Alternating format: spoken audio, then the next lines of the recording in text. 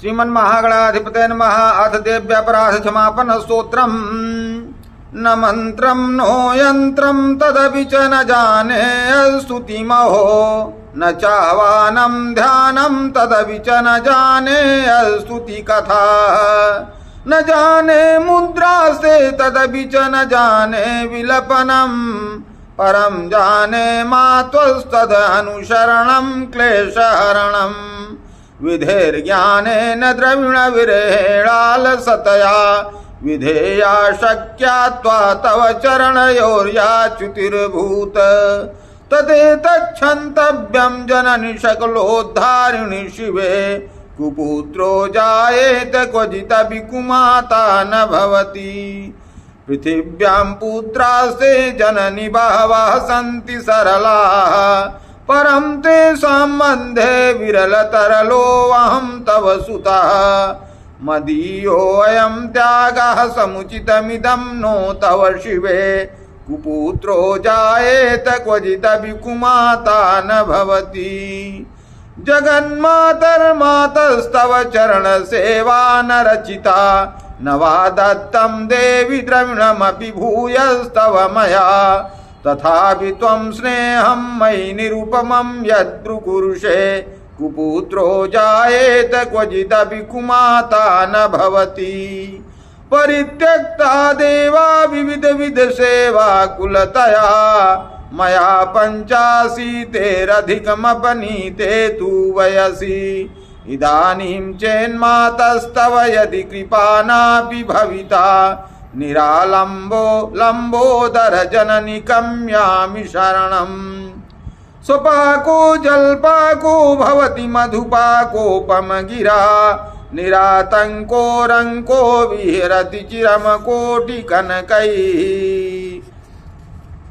तवापरणे करणे विशति मनुवर्णे फलमिदम्, जनः को जानीते जननि जपनीयम जप विधौ।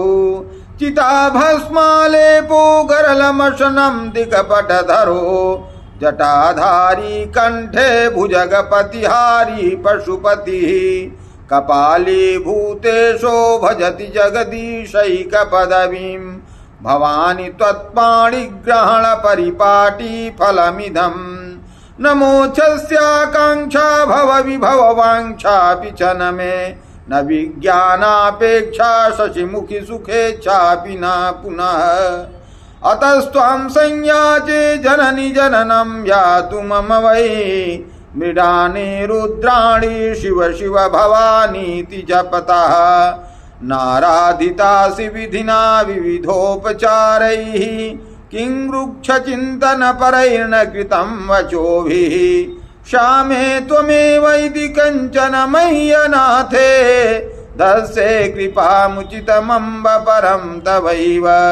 आपत्सुमग्नः स्मरणं त्वदीयं, करोमि दुर्गे करुणार्णवेशी। नैतच्छठत्वं मम भावयेथाः, क्षुधा तृषार्ता जननीं स्मरन्ति। जगदम्ब विचित्रमत्र किं परिपूर्णा करुणास्ति चेन्मयि। अपराध परम्परा परं नहि माता समुपेक्षते सुतम्।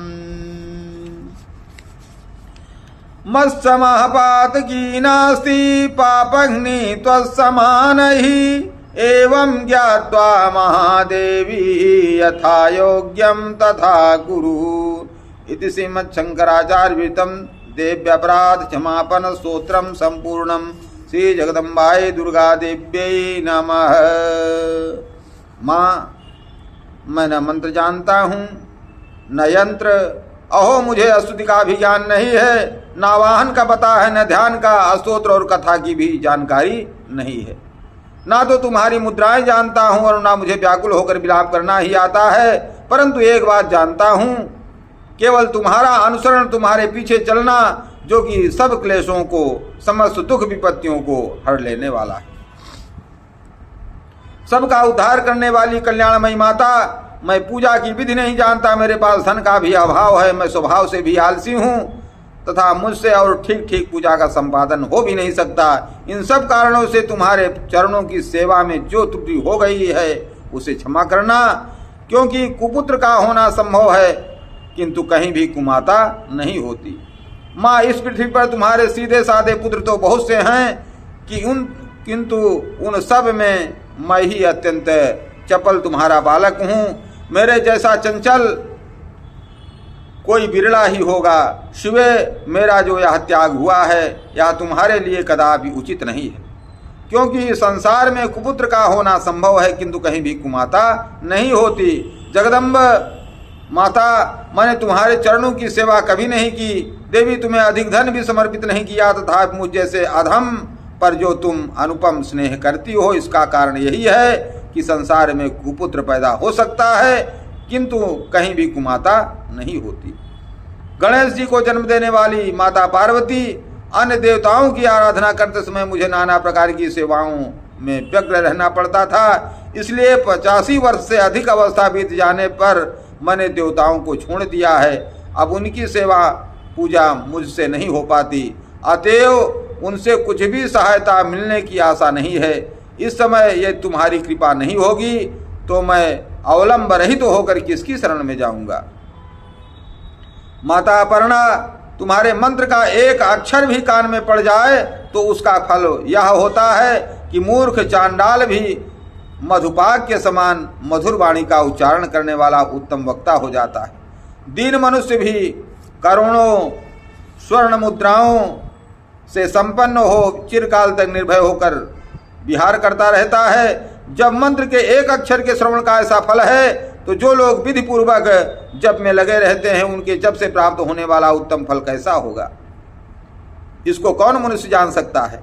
भवानी, जो अपने अंगों में चिता की राख भभूत लपेटे रहते हैं, जिनका विष ही भोजन है, जो दिगंबरधारी नग्न रहने वाले हैं, मस्तक पर जटा और कंठ में नागराज वासुकी को हार के रूप में धारण करते हैं तथा जिनके हाथ में कपाल अर्थात भिक्षा पात्र शोभा पाता है, ऐसे भूतनाथ पशुपति भी जो एकमात्र जगदीश की पदवी धारण करते हैं, इसका क्या कारण है।